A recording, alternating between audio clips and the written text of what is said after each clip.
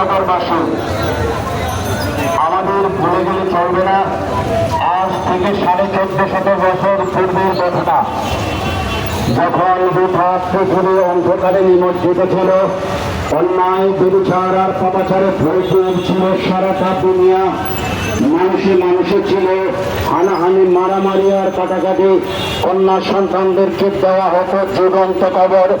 আমাদের মায়ের জাত নারী সমাজের ছিল না কোনো মূল্যায়ন। কুমারী যুবতী নারীদেরকে বিক্রি করা হতো হাটে বাজারে। এমন এক বিভীষিকাময় মুহূর্ত, যে মুহূর্তকে সবাইকে আইয়ামে জাহিলিয়াত হিসেবে ঘোষণা করা হয়েছিল।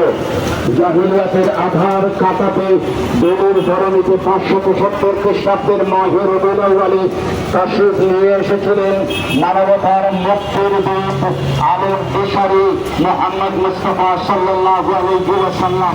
নবীজির আগমনে আমরা পেয়েছিলাম মানবতা, নবীজির আগমনে আমরা পেয়েছিলাম শান্তি সমৃদ্ধি, নবীজির আগমনে মুক্তি পেয়েছিল কন্যা শিশু, নবীজির আগমনে মুক্ততা পেয়েছিল নারী সমাজ। নবীজির আগমনের মাস মাঘে রবিউল আউয়াল, নবীজির আগমনের মাস মাঘে রবিউল আউয়াল। এরকম আদর্শ বিশ্বকে জয় করেছে, সেই অনুপম আদর্শ মুহাম্মদ রাসূলুল্লাহ সাল্লাল্লাহু আলাইহি ওয়াসাল্লাম। নবীজির আগমনের মাসে নবীজির আগমনের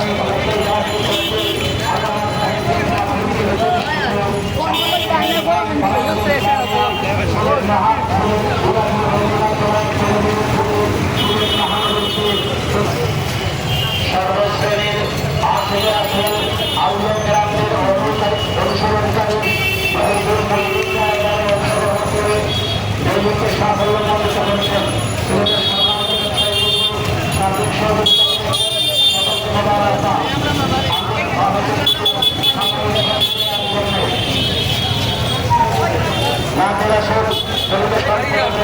আমাদের শিল্পীদের